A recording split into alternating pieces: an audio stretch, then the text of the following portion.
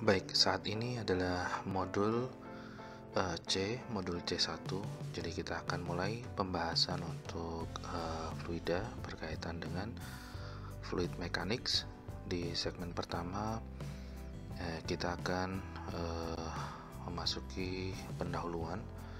Ya, kita mulai catatan kita sebagai berikut. Baik, kita akan baca beberapa poin yang sudah disiapkan pada segmen ini.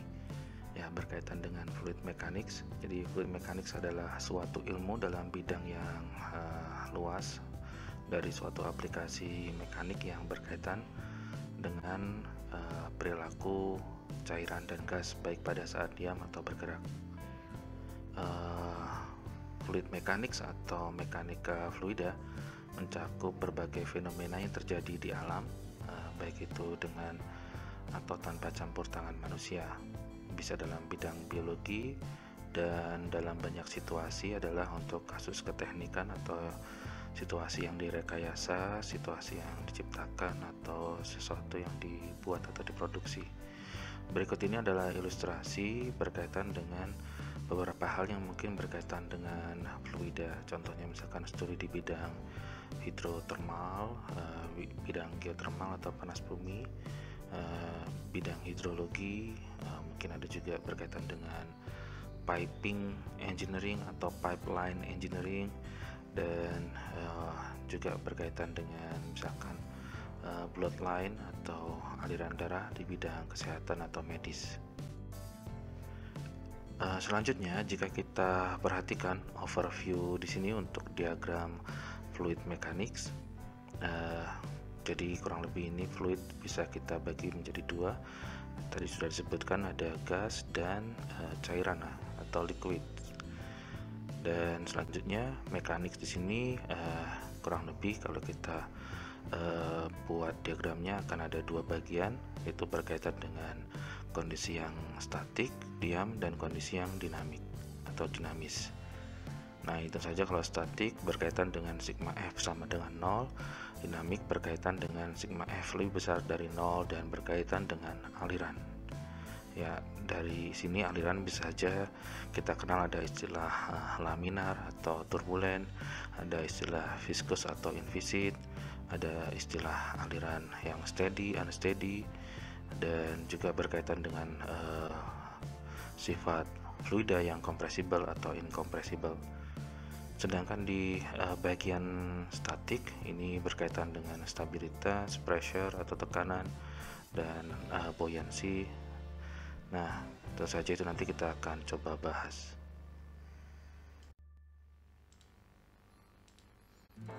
Baik, kita akan kembali kepada pembahasan terkait fluida dulu. Ya, fluida. Ya, di sini mungkin tadi sudah disebutkan dibagi menjadi dua, ada gas dan liquid atau cairan. Kalau di gas ini berkaitan dengan udara. Contoh gasnya misalkan ada helium, ada argon, ada nitrogen, dan lain-lain. Sedangkan untuk cairan di sini berkaitan dengan air atau water, kemudian ada minyak, ada alkohol, dan lain-lain. Beberapa istilah dasar terkait dengan fluida diantaranya adalah kompresibilitas, densitas, viskositas, tekanan uap atau vapor pressure, dan ada tegangan permukaan. Berkaitan dengan materi termodinamika kerak bumi, kita kenal di sini mungkin ada bagian berkaitan dengan aliran dan tekanan yang sudah kita sempat bahas, dan pemahaman mendasar di mekanika fluida juga sering digunakan pada studi ilmu kebumian seperti kajian tentang hidrologi, hidrotermal, simulasi reservoir, misalkan endapan sedimen pada suatu aliran sungai, mungkin berkaitan dengan metasomatisme, intrusi, dan partial melting. Itu beberapa contohnya. Selanjutnya pada slide ini berkaitan dengan sejarah singkat terkait dengan mekanika fluida. Di sini ada timeline dari beberapa kontributor berkaitan dengan keilmuan di bidang mekanika fluida. Mungkin sebelum Leonardo da Vinci ini ada Archimedes dan mungkin ada Frontinus, ya beberapa mungkin tidak dituliskan di sini, seperti misalkan setelah Galileo ini mungkin ada Torricelli, ada Pascal, kemudian mungkin setelah Newton ini ada Henry de Pitot, kemudian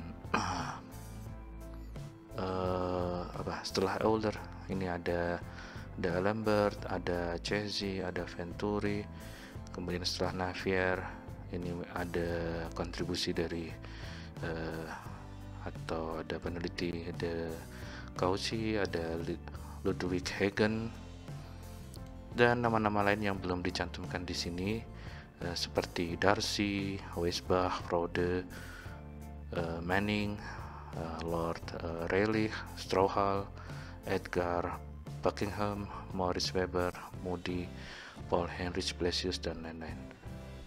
Oke, ya kurang lebih itu untuk beberapa kontributornya. Selanjutnya beberapa karakteristik terkait dengan fluida.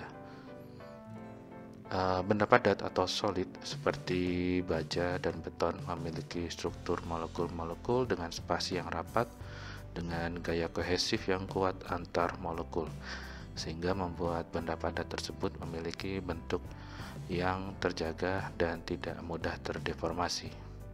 Sedangkan untuk cairan atau liquid seperti air dan minyak memiliki molekul-molekul dengan spasi yang tidak terlalu rapat dengan gaya antar molekul yang lebih kecil dibanding benda padat. Molekul-molekul cairan memiliki pergerakan yang lebih bebas dibanding molekul-molekul benda padat. Cairan dapat dengan mudah terdeformasi tapi tidak mudah terkompresi dan dapat dituangkan ke dalam suatu wadah atau kita paksa untuk masuk melalui suatu tabung. Kemudian berkaitan dengan gas seperti udara dan oksigen memiliki jarak antar molekul lebih besar lagi dibandingkan cairan, dan kebebasan bergerak dengan gaya kohesif antar molekul yang sangat kecil. Sebagai konsekuensinya sangat mudah terdeformasi dan terkompresi serta akan memenuhi semua volume dari suatu wadah. Cairan dan gas adalah fluida atau fluids. Fluida dapat mengalir untuk memenuhi suatu ruang atau wadah. Ya, kurang lebih itu adalah resume dari slide ini.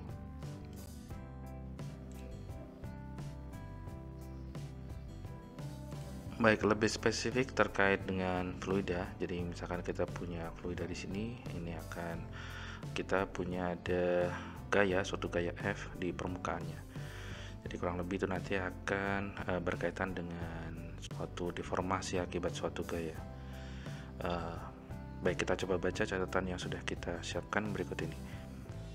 Untuk benda padat atau solids dan fluida atau fluids dapat dibedakan lebih spesifik berdasarkan deformasinya akibat dari suatu aksi atau gaya dari luar atau external load. Suatu fluida secara spesifik didefinisikan sebagai suatu benda yang mengalami deformasi secara kontinu atau flow atau mengalir ketika dikenakan suatu shearing stress. Di sini adalah bentuk dari gaya dan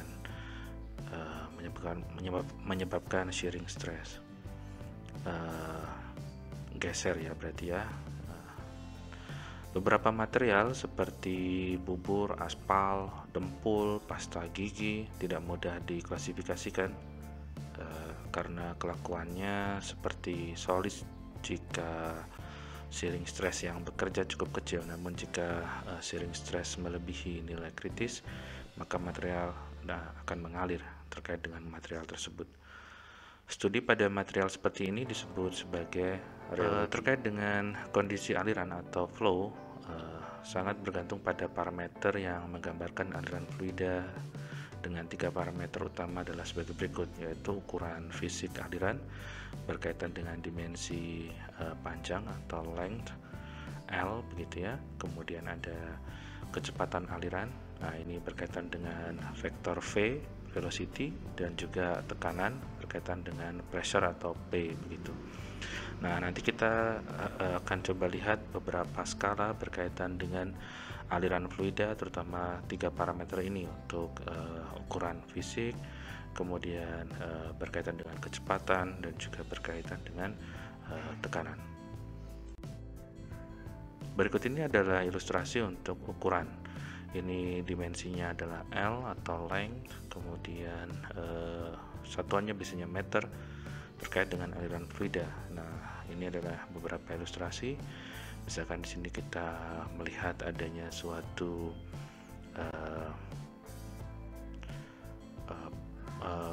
hasil erupsi begitu ya. Nah, di sini saja melibatkan beberapa partikel yang ada juga melibatkan adanya aliran fluida.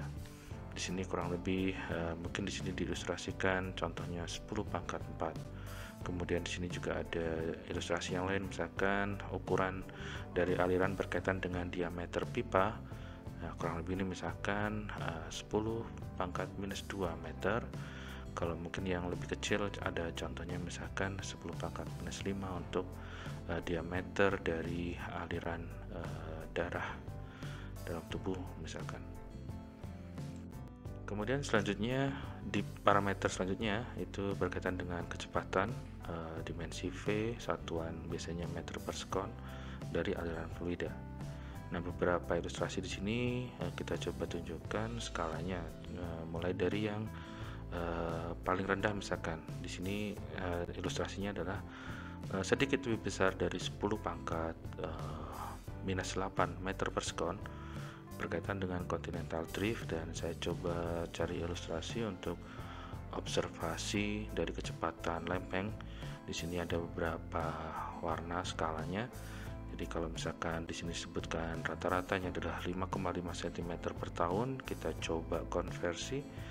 Nah, 5,5 cm menjadi meter per tahunnya kita jadikan second, kurang lebih pada order 1,7 kali 10 pangkat minus 7 ya, kurang lebih ada di skala ini. Selanjutnya untuk kecepatan aliran sungai. Nah, misalkan ada juga studi terkait dengan aliran sungai, ada yang membuat suatu penampang sungai dari beberapa penampang sungai yang ada di daerah penelitian. Misalkan di sini dibuat untuk tahun 2006, kemudian berkala pada bulan April, Mei, kemudian 2008 Januari, 2008 April, dan Juli.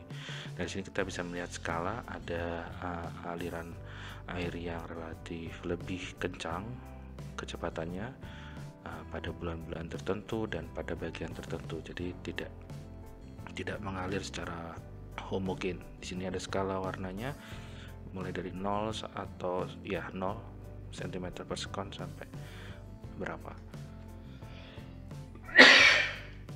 Oke, maaf. Jadi ya kurang lebih skalanya ada di sini. Kita bisa melihat beberapa ada yang relatif mendekati 10 pangkat 0.